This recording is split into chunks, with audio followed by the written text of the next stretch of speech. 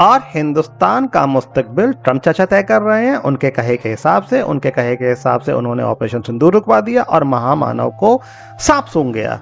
Opposition के हिसाब से ट्रम्प चाचा ने पहले ही ट्वीट करके बोल दिया कि मैंने रुकवाया है। एक नहीं, बार बार बोल के उन्होंने मेक श्योर करा। तो जब पाकिस्तान का मुस्तकबिल हिंदुस्तान तय कर रहा होगा तो उसकी फाइल अमेरिका कैसे नहीं जाएगी, ये एक पहेली तो कहीं से नहीं है। हिंदू बहुत ही डरपोक कौम है। हिंदुस्तानी नहीं, हिंदू। पहले इस तरह की फिल्म्स में पाकिस्तानी किरदार हिंदुस्तान बोलता था या इंडियन बोलता था, पर धुरंधर पार्ट 2 में फिल्म मेकर खुल के नंगा हो गया है, सारी झेप खत्म करके कि हैं हम कॉमनल।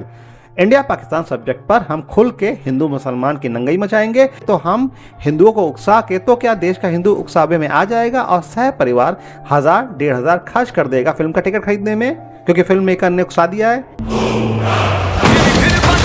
पूरा ट्रेलर रणवीर सिंह की शोरील लग रहा है। जिस रणवीर सिंह को पार्ट 1 में जनता ने भाव नहीं दिया, बस वो लंबी दाढ़ी लेकर घूमता रहा, सारी शाबाशी रहमत डकैत ले गया बिना दाढ़ी के। तो रणवीर पर इतना जोर क्यों मारा जा रहा है? सबसे बड़ा सवाल। धुरंधर 1 की सारी नॉवेल्टी धुरंधर 2 में बासी कड़ी का उबाल बन चुकी है। पार्ट 1 में जो बैकग्राउंड म्यूजिक समा बांधता दिख रहा था, अब वो शोर के अलावा कुछ भी लग रहा है क्या?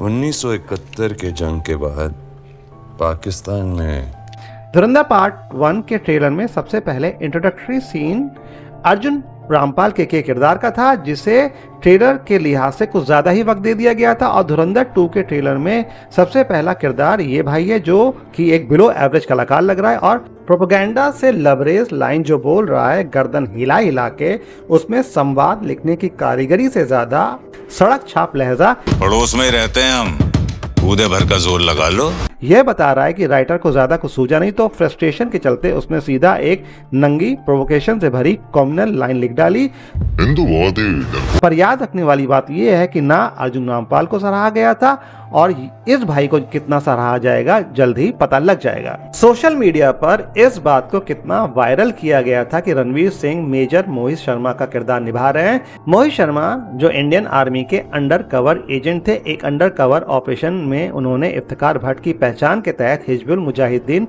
टेररिस्ट ऑर्गेनाइजेशन में घुसपैठ की और खुद को इस कदर कैमोफ्लेज किया, घनी लंबी दाढ़ी रख के और पाकिस्तानियों के जैसे कपड़े पहन के, जिसका अनुसरण रणवीर धुरंधर में करते दिखते हैं। शहीद मेजर मोहित शर्मा के बारे में जितना ऑनलाइन जाकर पढ़ा गया है, जिसका क्रेडिट धुरंधर फिल्म को ही जाता है, पर रणवीर की तारीफ करते कोई दिखता है क्या?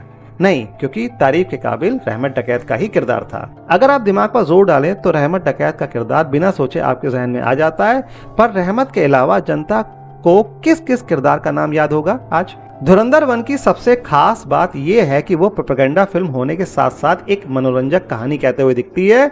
एक अलग अंदाज में रियल लाइफ कैरेक्टर को कल्पना के सांचे में ढाल के एक कहानी कहने की कोशिश फिल्म को प्रोपेगेंडा फिल्म का लबादा ओढ़ने से किसी हद तक बचा लेती है। पर धुरंधर पार्ट 2 की शायद ये कोशिश भी नहीं है कि वो प्रोपेगेंडा फिल्म होने से बचे।